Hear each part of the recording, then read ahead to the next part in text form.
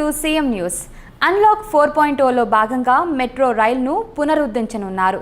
ఈ నెల 7వ తేదీ నుంచి నగరంలో మెట్రో సేవలు ప్రారంభమవుతున్న నేపథ్యంలో హైదరాబాద్ మెట్రో రైలు అధికారులు, L&T మెట్రో అధికారులు పలు మెట్రో స్టేషన్లను బుధవారం పరిశీలించారు.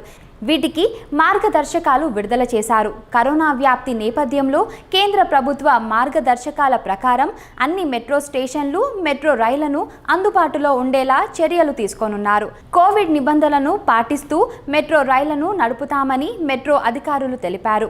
మెట్రో స్టేషన్ ఎంట్రీ పాయింట్ల వద్ద శానిటైజర్ డిస్పెన్సర్లు ఏర్పాటు చేశారు. ప్రయాణికులకు థర్మల్ స్క్రీనింగ్ చేశాకే స్టేషన్లోకి అనుమతిస్తారు. శరీర ఉష్ణోగ్రత ఎక్కువగా ఉంటే ఎట్టి పరిస్థితుల్లో ప్రయాణానికి అనుమతించారు.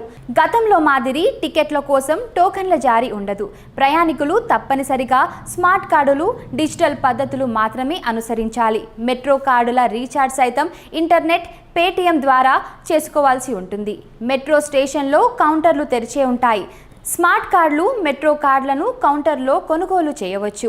మెట్రో ప్రాంగణంలో, కోచ్లో మాస్క్ ధరించడం తప్పనిసరి. మాస్కులు ధరించని వారికి జరిమానా తప్పదు. భౌతిక దూరం నిబంధనలు ప్రతి ఒక్కరూ తప్పక పాటించాల్సిందే. సిట్టింగ్కు మధ్య మీటర్ దూరం తప్పనిసరి. మెట్రోలోని ఎయిర్ కండిషనర్లు క్రమం తప్పకుండా నియంత్రిస్తారు. మెట్రో స్టేషన్లు, ప్లాట్ఫామ్లు, మెట్రో కోచ్లో రద్దీ లేకుండా జాగ్రత్తలు తీసుకుంటారు. మెట్రో సిబ్బంది, పోలీసులు, పౌర రక్షణ వాలంటీర్లను రద్దీ నియంత్రణకు వినియోగిస్తారు. కట్టడి ప్రాంతాల్లో మెట్రో సేవలు అందుబాటులో ఉండవు. క్లోజ్డ్ స్టేషన్లో మెట్రో రైలు ఆగదు. సో ఫ్రెండ్స్, ఈ వీడియో కనుక మీకు నచ్చినట్టయితే please do subscribe to CM news.